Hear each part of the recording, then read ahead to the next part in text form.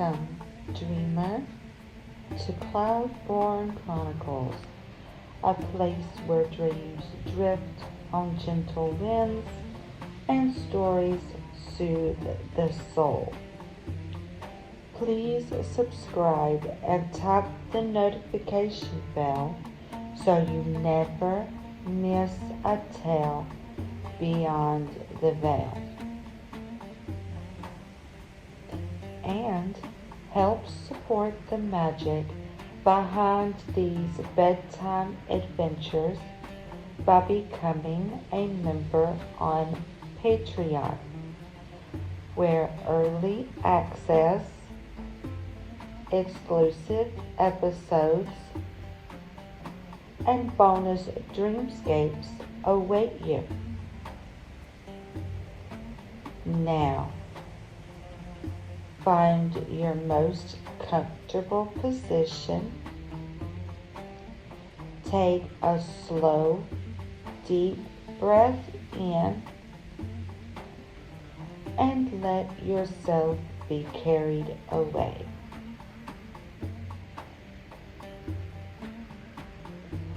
Tonight, we journey to the soft mountain valleys of Afghanistan, where moonlight bathes ancient cliffs and the wind hums lullabies across the high desert. Let your breath slow, your body sink gently into comfort, and your mind drift softly like mist through the story of the Lantern of Bamyan. Close your eyes. Take a deep breath in.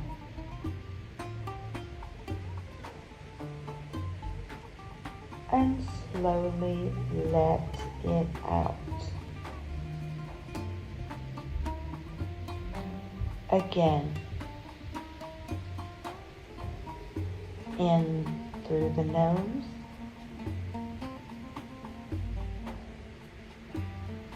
and out through the mouth. Feel the tension melt from your shoulders.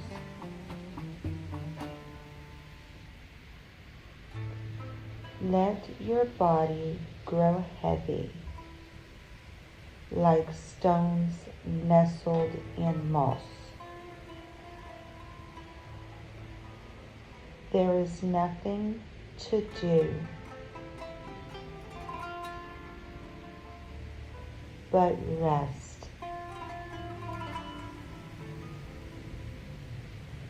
Let this story carry you.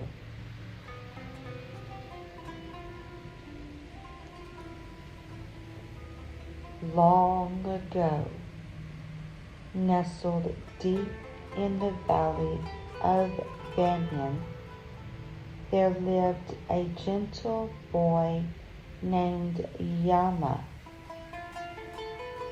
He had dark, thoughtful eyes and a quiet way about him, like the snow that falls without sound or the stars that whisper in the sky. Yama lived with his grandmother, Bibi Gul, in a tiny mud brick home at the edge of the wheat fields. Their home faced the great sandstone cliffs that once held the towering statues of the Buddhas of Bamyan. Long vanished, but still remembered by the valley wind. Each evening, as the sky turned saffron and purple, Bibi Gul would light an old lantern made of brass and blue glass. She said it had been passed down through generations. "It's not just a lantern," she told Yama. "It's a light of guidance. When someone is lost, it will help them find their way. If they follow with a true heart." Yama believed her, as all children do. But he also asked questions. "How does the lantern know who is lost?" Bibi Gul would smile and say, "Ah, some things you cannot know with the mind, but only with the heart." One late autumn night, the wind changed.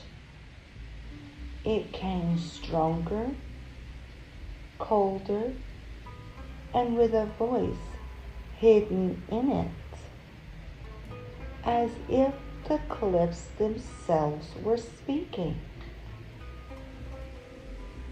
Yama was out gathering firewood beneath the trembling branches of the poplar trees when he heard it. A faint cry, like someone calling his name.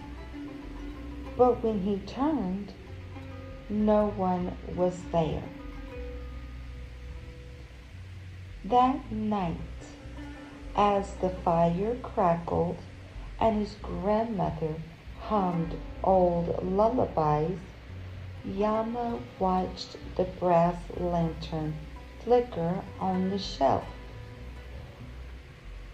He couldn't stop thinking about the voice on the wind. "Bibi," he asked softly, "has the lantern ever guided you?" Bibi Gul looked into the flames for a long time. "Yes," she whispered. "Once, when I was your age, I followed it through a snowstorm, and it led me to my brother, who had gone missing in the mountains." She handed him the lantern, her hands warm and soft. "It is your turn now, Yama."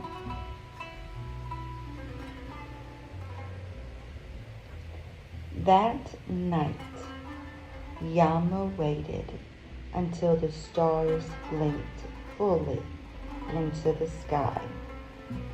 Then he lit the lantern and stepped into the dark. The blue glass glowed gently, and the brass warmed under his fingers. It tugged at him, not with force, but with feeling, as though his feet simply knew where to go. He followed the flickering light past the silent cliffs and across a dried riverbed. The wind curled around him, no longer cold, just curious. He walked until the earth sloped upward and the land grew rocky and steep.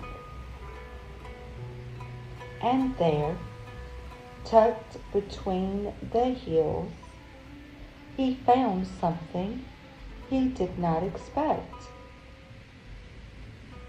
A cave, hidden behind a curtain of vines, and inside a small figure, curled up and shivering. It was a girl, about his age. Her name was Parisa. She had wandered away from her village during a storm 2 days ago, looking for a baby goat that had gone missing.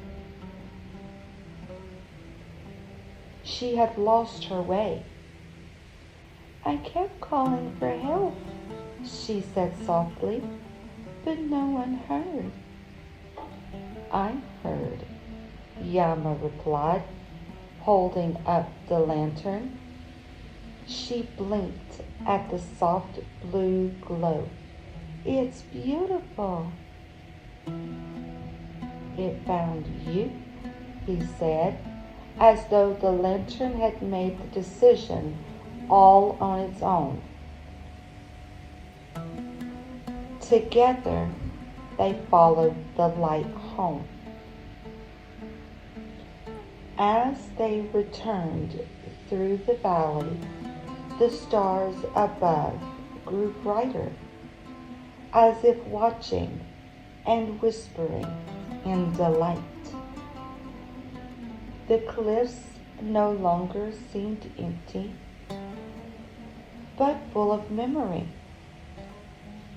Watching the children pass with kindness, Bibi Gul was waiting at the edge of the field, the moonlight caught in her silver braid. Parisa's family came from the next village over, and when they reunited, they cried and laughed all at once. That night, Bibi told Yama, sometimes we don't know why the lantern glows for us. We only know that it does. And when it does, you must follow.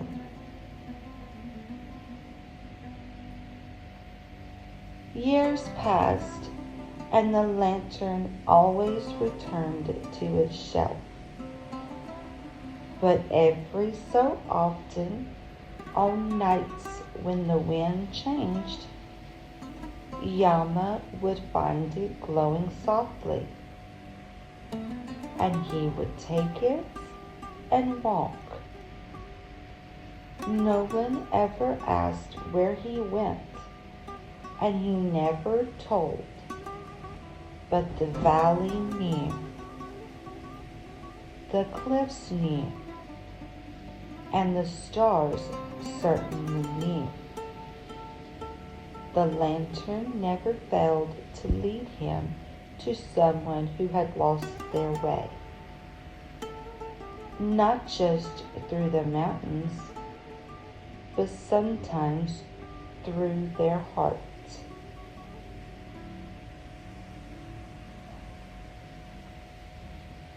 Let us now travel east of Kabul, where the rivers run silver through the trees and valleys of Panjshir, and the cypress trees that sway gently with secrets older than memories.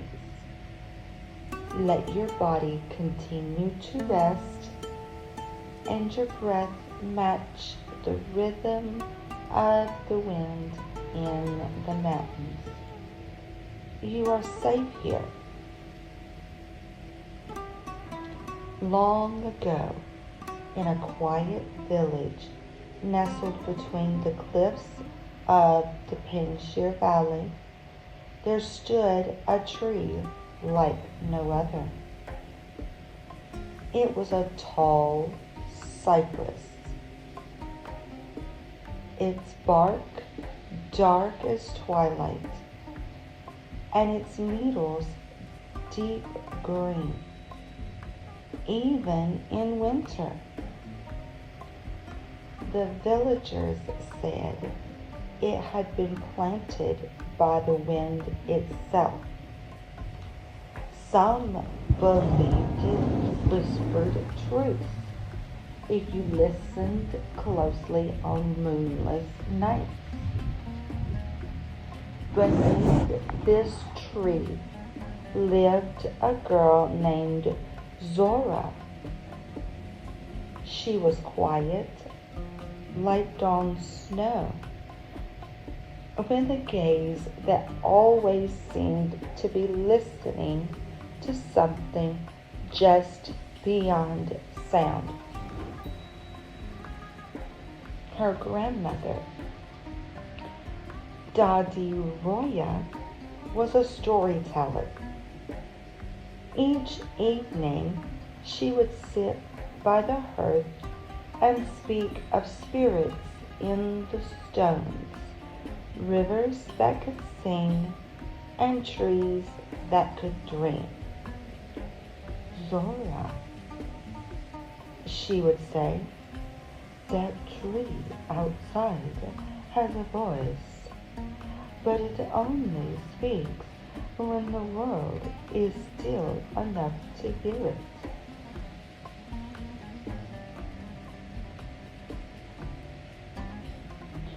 One night, the wind changed.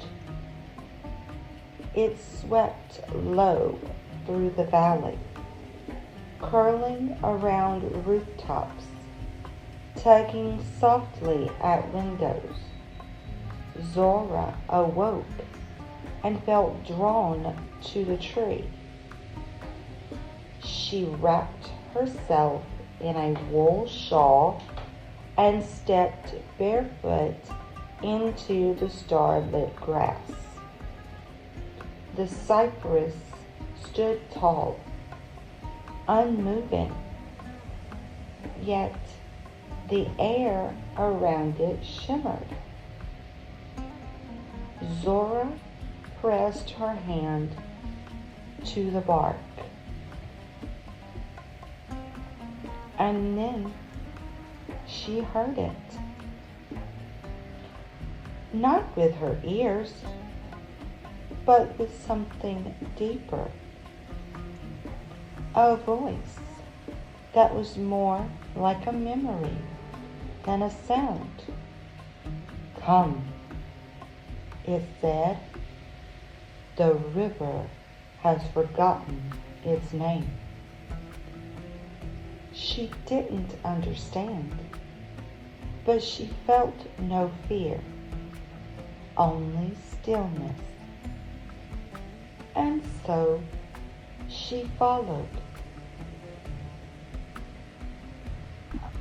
Zohra walked beyond the village, guided by starlight and the cypress wind. The world was hushed, as if the mountains were holding their breath. She came to a place she had never seen before, a hidden bend in the Panjshir River, where the waters pooled wide and slow. There, a heron stood still as stone. In its beak was a single silver thread, and its eyes glowed like embers under snow. The heron bowed its head, dropped the thread into the water, and vanished. As the thread touched the river, a sound rose, like a forgotten lullaby. The waters shimmered, and Zohra felt the name of the river return, as though it had always been inside her. Aman I Sokata, it whispered, the peace that was burned. The river had remembered. As Zohra knelt beside the water, a vision came. She saw the valley long ago, when war had blackened its edges. The cypress tree was younger then, and Dadi Roya, only a child, was hiding beneath it, whispering her stories into the roots. The tree had taken them all in. Every lost name, every scattered lullaby, every sorrow too heavy to carry. That's why it whispered. It remembered what people tried to forget. And now Zohra had heard its voice, because it was time to return some of those memories to the world. Zohra returned home just before dawn. The sky was a deep indigo, and the first birds were beginning to stir. She sat with Dadi Roya by the fire and told her what she had seen. Her grandmother smiled softly. You heard the tree. I did once too, but only once. She handed Zohra a small pouch of dried herbs. These are called Panjshir, the fingers of night. Burn them when the tree speaks again. The smoke helps you see. From that day forward, Zohra became known as the girl who listens to the tree. And each season, someone would come to her in silence, hoping to remember something they'd lost. And the tree would whisper, now, dear dreamer, the valley is quiet once more. The cliffs are still, the stars shimmer softly, and Afghanistan glows only in stories now, waiting for the next soul who may need its light. So close your eyes and rest now. Let the mountain winds wrap gently around you. Let the river sing to you. Let the wind carry you where the path always opens and the light always knows the way. And sleep, knowing Bamyan and the cypress remembers, even when you forget. Good night from Afghanistan, and may the lantern guide you home, always.